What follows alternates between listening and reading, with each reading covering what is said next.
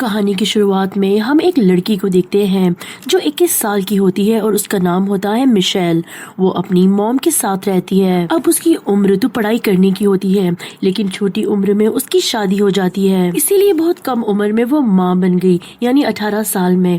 और अभी उसका 3 साल का बेटा है और वो अपने बेटे से बहुत ही ज्यादा प्यार करती है। मिशेल अपने बेटे की परवरिश में किसी भी चीज की कमी नहीं रखती, लेकिन उनकी माली हालात ठीक नहीं होने की वजह से वो हर दिन कहीं ना कहीं इंटरव्यू पर जाती है। लेकिन उस बेचारी को तो कपड़े धोने की जगह पर भी काम नहीं मिलती, क्योंकि उसके पास कुछ ऐसी खास डिग्री नहीं होती है और उसने अपनी पढ़ाई भी मुकम्मल नहीं की होती है। और एक दिन जब वो अपने घर लौट कर आई, तब वो देखती है कि घर में उसकी मॉम नहीं है, लेकिन वहाँ पर एक आदमी है जो नशे में धुत है। जैसे ही मिशेल उस आदमी को कुछ कहने आई, वो आदमी मिशेल को अपनी गोद में बिठाकर बदतमीजी करने लगता है।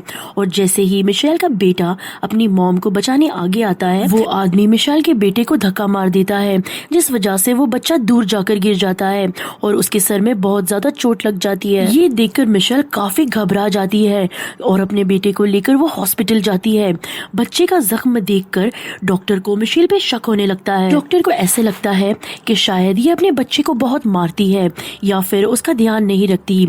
इस वजह से डॉक्टर सोशल वर्कर को कांटेक्ट करते हैं और बच्चे को तो वो लोग अपने पास ही रखते हैं, ताकि वो लोग इन्वेस्टिगेट करके सच जानकर फिर मिशेल को उसका बच्चा दे देंगे। मिशेल उनसे बहुत मिन्नत करती है कि प्लीज मेरा बेटा मुझे दे दो, लेकिन वो डॉक्टर नहीं मानती।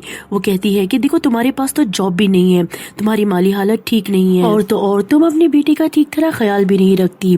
अगर तुम चाहती हो कि तुम्हारा बेटा तुम्हें मिल जाए, इसके लिए तुम्हें कोर्ट आना होगा। अगले सीन में हम मिशेल को उसकी दोस्त के साथ देखते हैं, जहाँ पर वो अपनी दोस्त से बता रही होती है कि अगले हफ्ते मेरी कोर्ट में पेशी है और देखना मेरा बच्चा मुझे बहुत जल्दी मिल जाएगा। और अब वो दिन आ गया जब उसे कोर्ट जाना था।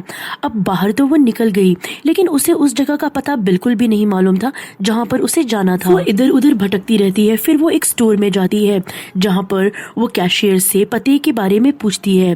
तभी वहाँ पर उसे एक आदमी मिलता है जिसका नाम एरियल होता है। वो आदमी मिशेल को कहता है कि मैं तुम्हें लिफ्ट दे दूंगा। अब मिशेल उससे लिफ्ट ले लेती है, क्योंकि मिशेल उस आदमी को जानती होती है, क्योंकि ये आदमी मिशेल की दोस्त का फादर था। मिशेल उसकी गाड़ी में बैठती है। तब रास्ते में वो आदमी मिशेल से कहता है कि मेरे पास बहुत सारे डॉग्स हैं, क्यों ना तुम वो डॉग एक अपने बेटे के लिए ले लो। मिशेल इस चीज के लिए राजी नहीं हो रही थी, क्योंकि उसे वहाँ पर बहुत देर हो रही थी, लेकिन वो फिर भी एक टाइम के लिए सोचती है कि हाँ, मेरे बेटे को डॉग्स तो पसंद भी बहुत है, इसीलिए वो राजी हो जाती है। तभी एरियल उसकी गाड़ी को अपने घर के पास मुड़ाता है। देखती है कि बाहर डॉगी था, लेकिन जब एरियल मिशेल को अपने घर के अंदर लाता है, तब मिशेल उसके इरादे समझ जाती है, क्योंकि वो दरवाजा लॉक कर देता है। लेकिन जब तक मिशेल को एहसास हुआ कि ये आदमी सही नहीं है, तब तक बहुत देर हो चुकी थी। वो मिशेल को पकड़ लेता है और उसे रस्सियों से बांधकर उसके मुंह पर टेप लगा देता है। फिर उसके पूरे शरीर को तारों के साथ जकड़कर छत के साथ लटका देता है। अब इस तरह से बेदर्दी से बांधने के बाद मिशेल को बहुत ही ज्यादा दर्द हो रहा था, लेकिन फिर भी इस दर्द और इस हालात में वो सिर्फ अपने बेटे के बारे में सोच रही थी। वो यही कह रही थी कि अगर आज मैं कोर्ट नहीं जा पाई तो मेरा बेटा मुझे कभी भी नहीं मिलेगा।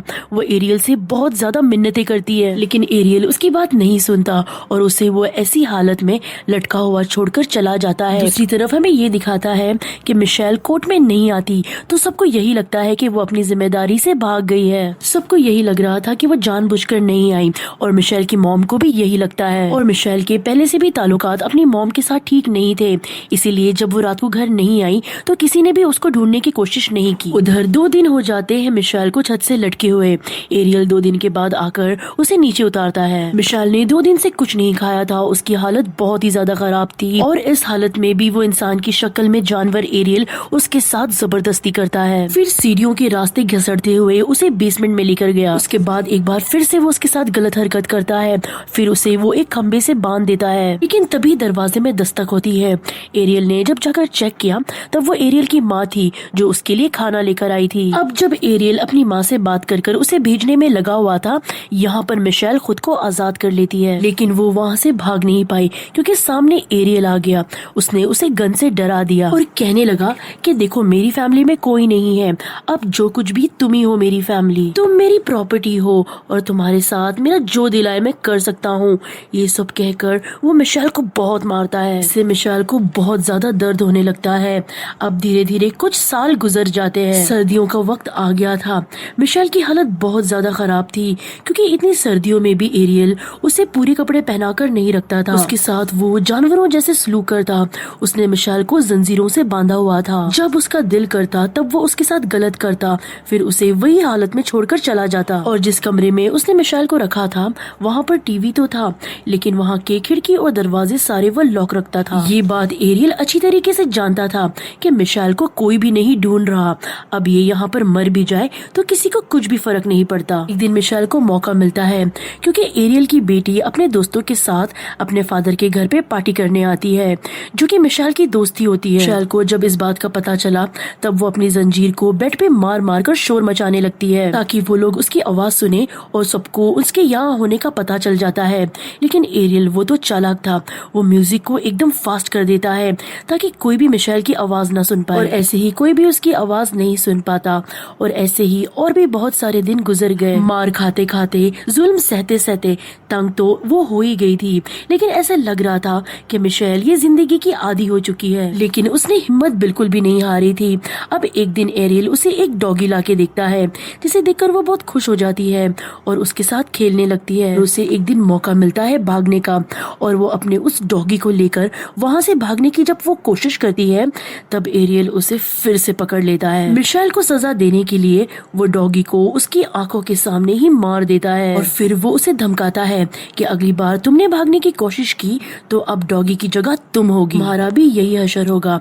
अब एरियल इस गंदे गेम की तरह ही एंजॉय कर रहा था, जैसे कि उसे इस गंदगी की आदत हो गई थी। इसी वजह से वो दूसरे दिन एक और लड़की को अगवा करके लेकर आता है। इस लड़की का नाम अमेंडा होता है और ये 17 साल की होती है।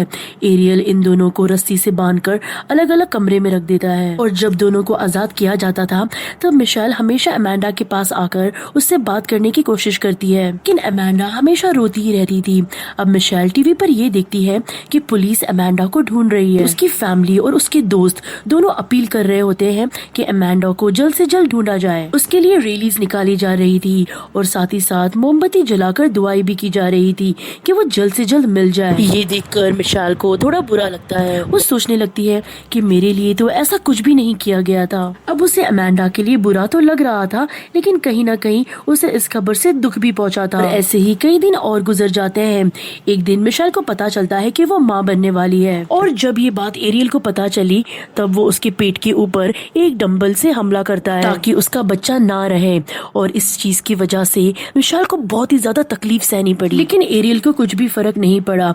और जैसे ही मिशेल की हालत कुछ दिन में ठीक हो गई, एरियल उसे काम पर लगा देता है। दिन ब दिन मिशेल की हालत बहुत ही ज्यादा खराब होने लगी थी क्योंकि खाना तो उसे कभी कभी मिलता, लेकिन मार उसे हर दिन खानी पड़ती थी। और सबसे बड़ी बात ये होती है कि उसे गॉड पर बहुत ही ज्यादा यकीन था कि देर ही सही, लेकिन मैं यहाँ से जरूर निकलूंगी। कुछ दिन बाद मिशेल जब टीवी देख रही थी तब उसे एक और लड़की के गायब होने के बारे में पता चलता है। इस लड़की का नाम जेना था और ये सिर्फ 14 साल की थी। मिशेल उसे देखकर यही सोच रही थी कि न जाने इस लड़की के साथ क्या हुआ होगा। वो यही सोच रही थी तभी उसे घर के अंदर एक लड़की के चिल्लाने की आवाज आती है। ये आवाज किसी और की नहीं बल्कि वो 14 साल की लड़की जेना की ही थी। अब अमेंडा और मिशेल को जब वो घर पर ला रहा था तब किसी को भी पता नहीं चला, लेकिन जेना को जब वो ला रहा था घर के अंदर तब वो इतना चिल्ला रही थी कि एक पड़ोसन को उस पर शक हो जाता है। लेकिन बदकिस्मती से वो पड़ोसन ये समझ नहीं पाई कि ये आवाज कहाँ से आ रही है और तभी वहाँ पर एरियल ने चालाकी से म्यूजिक फास्ट कर दिया था। फिर भी वो औरत पुलिस को बुलाती है और एरियल के घर की तरफ इशारा भी करती है और कहती है कि मुझे उस आदमी पे शक है। पुलिस वाला कहता है कि तुम्हें शक है, यकीन नहीं, और हम किसी को भी शक की बुनियाद पर गिरफ्तार नहीं कर सकते। ऐसे एरियल फिर से बच जाता है। एरियल इस लड़की के साथ भी वही कर रहा था जो ये मिशेल और अमेंडा के साथ इतने सालों से करता आ रहा है। जेना से जब मिशेल और अमेंडा पूछते हैं तब वो बताती है कि वो एरियल की छोटी बेटी की दोस्त है और एरियल ने उसे लिफ्ट दिया था। इस बात से ये पता चलता है कि एरियल इतना पागल हो गया था कि वो छोटी लड़कियों को भी नहीं छोड़ रहा था, इतना गिर गया था वो। अब एरियल मिशेल, अमेंडा और जेना को एक ही कमरे में रखता था और उसने उनके बाल भी काट दिए थे, लेकिन अमेंडा को वो अपने पास रखता था और अमेंडा के बाल उसने नहीं काटे थे। जेना के लिए भी न्यूज में खबरें चलने लगती है। उसके मॉम डैड आके सामने दुआएं मांगने लगते हैं। जगह जगह पर लापता होने के पोस्टर्स भी लगाए जा रहे थे और ये सब जेना बैठ के देख रही थी। जेना के अंदर बिल्कुल भी हिम्मत नहीं बची थी, लेकिन बड़ी बहन की तरह मिशेल उसे संभालती है, उसे समझाती है, उसका हौसला बढ़ाती है और उसे दुआ करना भी सिखाती है। अब एरियल मिशेल के सामने ही जेना के साथ गलत करता था, तब मिशेल उसे चिल्लाती है कि प्लीज इसे कुछ मत करो, अगर तुम्हें गलत करना ही है तो मेरे साथ कर लो। एरियल उसे ये कहता है कि तुम्हारे साथ तो मैं प्यार भी नहीं करता और तुमसे तो कोई भी प्यार नहीं करता, इसीलिए कोई तुम्हें ढूंढ भी नहीं रहा, तुम्हें तो कोई ढूंढ भी नहीं रहा, इसलिए तुम्हारे साथ गलत करने का इतना मजा नहीं आता। और अब ऐसे ही कुछ दिन और गुजर जाते हैं। एक दिन मिशेल और जेना ये देखते हैं कि अमेंडा की मॉम की डेथ हो गई है। वो बेचारी अपनी बेटी के लिए ही रो रो कर मर गई। अब कुछ दिन बाद इन्हें ये पता चलता है कि अमेंडा माँ बनने वाली है और एरियल उसका बच्चा रखना चाहता था। और जब मिशेल माँ बनने वाली थी तब उसने उसे मार मार कर उसके बच्चे को खत्म करवाया और यहाँ पर अब ये अमेंडा के साथ बच्चा चाह रहा था। यही सोचकर इन सबको हैरत होने लगी कि अचानक उसे बच्चों से इतना प्यार क्यों होने लगा। अमेंडा को एक बेटी पैदा हुई जो बहुत ही प्यारी थी। गन पॉइंट पे मिशेल को ये बच्चा पैदा करने में एरियल की मदद करनी पड़ी और अब वक्त के साथ साथ वो बच्ची बड़ी हो रही थी। इस वजह से उसकी माँ अमेंडा को थोड़ी अहमियत मिलने लगी, उसकी जिंदगी थोड़ी बेहतर बना दी गई थी। लेकिन मिशेल और जेना की जिंदगी तो पहले की जैसे ही बदतर थी, यानी खराब खाना, कभी कभी नहाने का मौका और बहुत थोड़ी सी आजादी। और यहाँ पर मिशेल के साथ एरियल का रवैया बहुत ही ज्यादा सख्त था। वो उसे 4 दिन सड़ा हुआ खाना देता। अमेंडा की बेटी को देखकर मिशेल को अपने बेटे की याद आने लगती है। वो यही सोचती रहती है कि उसका बेटा कितना बड़ा हो गया होगा। हर साल अपने बेटे के जन्मदिन पर मिशेल एक दीवार पर कार्ड लगाती रहती थी, जिससे हमें ये पता चलता है कि उन्हें यहाँ पर रहते रहते 7 साल हो गए थे। अब यहाँ पर अमेंडा की बेटी जब 6 साल की हुई तभी यहाँ पर एरियल एक गलती कर देता है। आज वो दरवाजा खुला छोड़कर ही काम पर चला जाता है और ये चीज अमेंडा की बेटी देख लेती है और जाकर अपनी मॉम को भी बता देती है और अपनी मॉम को लाकर वो खुला दरवाजा दिखाती भी है। अब पहले पहले अमेंडा को ये लगता है कि शायद ये एरियल की कोई चाल होगी कि उसने जानबूझकर दरवाजा खुला रखा हो और वो बाहर ही खड़ा हो, लेकिन जब वो देखती है तो वो ये देखती है कि बाहर तो कोई भी नहीं है और वो आज सच में दरवाजे को लॉक करना भूल गया था। उसी वक्त वो अपनी बेटी को लेकर बाहर आती है और चिल्ला चिल्ला कर मदद मांगने लगती है। उसकी आवाज सुनकर कुछ पड़ोसी वहाँ पर आए जो अमेंडा और उसकी बेटी को संभाल लेते हैं। अमेंडा पुलिस को भी इन्फॉर्म कर देती है और जब पुलिस आती है और एरियल के घर की तलाशी लेती है तभी वहाँ पर मिशेल और जेना को भी बचा लिया जाता है। वो लोग आजाद हो गए हैं। इस बात पे मिशेल को तो पहले यकीन ही नहीं होता और जब उसे पता चलता है कि ये सच है तो वो बहुत ही ज्यादा खुश हो जाती है और सबसे पहले अपने बेटे के बारे में पूछती है। लेकिन पहले उन तीनों को हॉस्पिटल भेज दिया जाता है क्योंकि उन तीनों की हालत बिल्कुल भी ठीक नहीं थी। वो लोग गहरे सदमे में थे।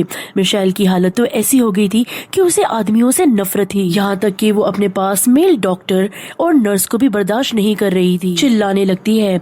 अब यहाँ पर अमेंडा और जेना को उसकी फैमिली मिलने आ जाती है। उनकी फैमिली उनका साथ दे रही थी और सपोर्ट कर रही थी, लेकिन यहाँ पर मिशेल से कोई भी मिलने नहीं आता। अभी वहाँ पर मिशेल को ये पता चलता है कि उसका बेटा जब 4 साल का हुआ तब उसे एक अच्छी फैमिली ने गोद ले लिया और अब वो अडॉप्ट करने वाली फैमिली नहीं चाहती कि उस बच्चे को उसकी रियल माँ के बारे में पता चले। अब गवर्नमेंट की तरफ से मिशेल को एक घर दिया गया, पूरी सिक्योरिटी और सहूलत भी दी गई। वो फिर वहाँ पर कोर्ट में जाकर उसके साथ जो हुआ अपनी जिंदगी के बारे में सब बता देती है। इंसाफ मांगते हुए वो ये कहती है कि एरियल को सख्त से सख्त सजा दी जाए। एरियल को 1000 साल की सजा होती है और यहाँ पर जेल में 1 महीना गुजारने के बाद ही एरियल ने अपनी जान ले ली, क्योंकि उसने जो कुछ भी किया उसकी सही सजा उसे जेल में ही मिल रही थी, जिस वजह से वो सहन नहीं कर पाया। ये तीनों मिशेल, अमेंडा और जेना अपनी जिंदगी में आगे बढ़ने लगते हैं और इसी के साथ ये कहानी यहीं पर खत्म हो जाती है। ये कहानी एक सच्ची घटना पर आधारित है।